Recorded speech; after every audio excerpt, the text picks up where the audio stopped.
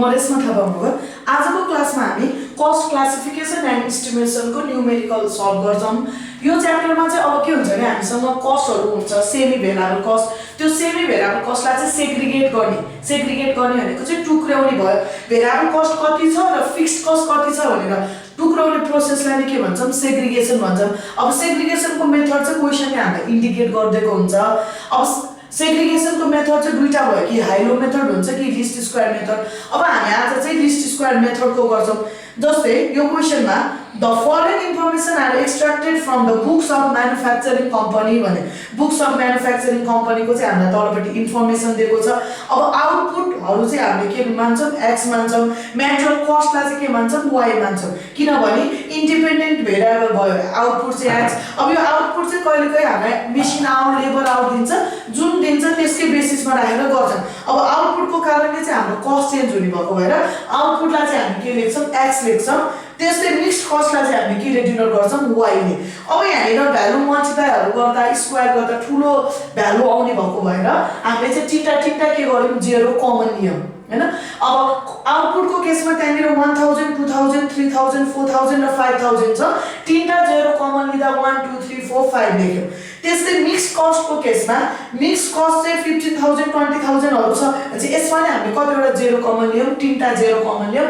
चाहिँ cost y भनेको कतिवटा जेरो चाहिँ त्यहाँनिर कमन लिदा तीनटा जेरो छ कमन लियो त्यही भएर 15 20 30 गर्दै यो लेख्यौं। अब यहाँनिर सेलिङ प्राइस पर युनिट दियो SPPU भनेर 25। त्यस्तै रिक्वायर्ड को ए मा छ segregation the overhead cost using least square method. हामीलाई क्वेशनले क्लियरली भनेको छ सेग्रिगेट गर्ने कुन मेथडबाट लिस्ट स्क्वायर मेथडबाट सेग्रिगेट गर्ने भने चाहिँ यहाँनिर सेग्रिगेसन द ओभरहेड युजिङ कुन मेथड हो लिस्ट स्क्वायर मेथड अथवा रिग्रेसन मेथड भन्छ। यस्तो केसमा variable cost per unit b ले डिनोट गर्छौं। फर्मुलामा n समेसन xy अनि minus summation x summation y छ भने चाहिँ यहाँनिर हामीलाई समेसन x र y को चाहियो। समेसन भनेको सम अफ टोटल भयो। अब x र y थियो हामीलाई त्यही भएर x y को चाहिँ के गर्नु छ समेसन दिनु छ। त्यसले समेसन x समेसन y गर्यो। यहाँनिर अर्को n समेसन x स्क्वायर भने चाहिँ हामीलाई x को के पनि चाहियो स्क्वायर पनि चाहियो। 1 को स्क्वायर 1 2 को स्क्वायर 4 गर्दै हामीले x स्क्वायर को भ्यालु लेख्यौं। यति गर्दा अब n भनेको चाहिँ नम्बर कतिवटा छ भन्दा 1 2 3 4 5 पाँचवटा डाटा लिएको छ हामीले त्यही भएर n को ठाउँमा चाहिँ कति लेख्छौं 5 लेख्छौं। त्यसै समेसन xy भनेको हामीले निकाल्यौं 510। समेसन x छ हामीसँग 15। त्यसै समेसन y छ हामीसँग 145 अपनमा n भनेको 5 भयो। समेसन x स्क्वायर भनेको 55 माइनस समेसन x भनेको हामीसँग 15 छ त्यसलाई के गर्नु छ होल स्क्वायर। यति गर्दा फेरि rupees 7.5 per unit. Per unit data भएन यसलाई तीनटा जेरो लेखिरहन पर्दैन। यो पर युनिट डाटा आछ रुपीस 7.5। त्यसै फिक्स्ड कस्ट अब भेरिएबल कस्ट त छुट्यो। अब फिक्स्ड कस्ट निकाल्दा a भनेको summation y minus b summation x divide by के छ n। समेसन y भनेको हामीसँग छ 145 माइनस b भनेको छ 7.5 र समेसन x भनेको छ 15 राख्यौं। अपन n भनेको कति छ हामीसँग डाटा 5 वटा डाटा छ। यो गर्दा 6.5। अब फिक्स्ड कस्ट चाहिँ होल भ्यालुमा हुन्छ त्यही भएर हामीले तीनटा जेरो चाहिँ अघि कमन लिएको थियौं भने चाहिँ कति भयो आन्सर फिक्स्ड कस्ट चाहिँ 6500। यो भयो कुन नम्बरको a नम्बरको रिक्वायर्ड।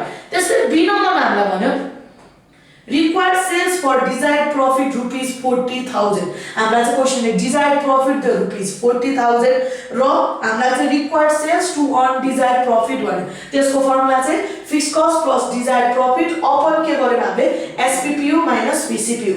अब fixed cost को केसमा हामीले भक्क निकाल्यौं 6500 प्लस desired profit कति छ 40,000 अपनमा SPPU भनेको 25 छ र VCPU हामीले क्याल्कुलेट गर्यौं 7.5। यदि भ्यालु राख्दा हाम्रो रिक्वायर्ड सेल्स चाहिँ कति आयो 2658 युनिट्स। यो चाहिँ के निकालेको हामीले sales unit निकाल्यौं।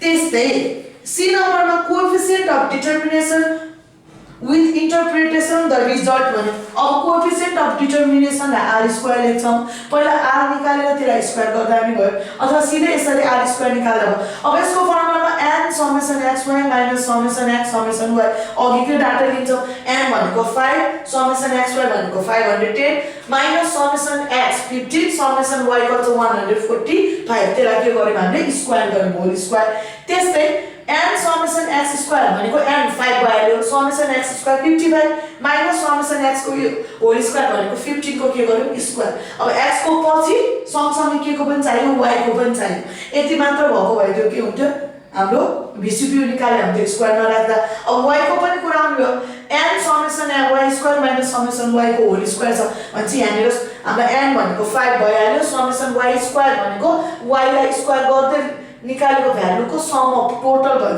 4775 minus summation y भनेको कति छ हाम्रो 145 त्यसको के गर्यौं स्क्वायर गर्यौं यो भनेको 0.9868 आयो यो भनेको 98.68% यो चाहिँ के जनाउँछ यसले चाहिँ के इन्डिकेट गर्छ डिपेन्डेन्ट भेरिएबल चाहिँ 98.68% ले चेन्ज हुन्छ के चेन्ज हुँदा इन्डिपेन्डेन्ट भेरिएबल त्यसै चाहिँ हामीले के गर्नु पर्यो एक्सप्लेन गर्नुपर्ने हुन्छ अब लास्ट पोइन्ट डी नम्बरमा हामीलाई standard error of estimation with interpretation the result भनेको छ अब हाम्रो क्वेशनले स्ट्यान्डर्ड एरर अफ एस्टिमेसन भने यसको एससी को formula summation y square minus a summation y minus b summation x y upon n minus के रहेछ 2 अब समेसन y स्क्वायर भनेको हामीलाई छ 4775 माइनस a भनेको हामीले निकालेको छ 6.5 इन्टु समेसन y भनेको छ 145 माइनस b भनेको छ 7.5 इन्टु के गरेछौं 510 डिवाइडेड बाइ n भनेको 5 वटा डाटाको 5 भयो माइनस 2 गर्दा हाम्रो 1.581 आउँछ अब यो त रुपीस को कुरा छ पर युनिट पनि हैन त्यही भएर यसमा तीनटा जेरो राख्दाखेरि यो कति आयो रुपीस 1581 यसमा चाहिँ के छ कस्ट चाहिँ कतिको चेन्ज छ भनेको छ 1581 ले चाहिँ चेन्ज छ भनेको आजको क्लास यति नै अरु च्याप्टरहरुको भिडियोको लिंक तल डिस्क्रिप्सनमा राखेका छौं धन्यवाद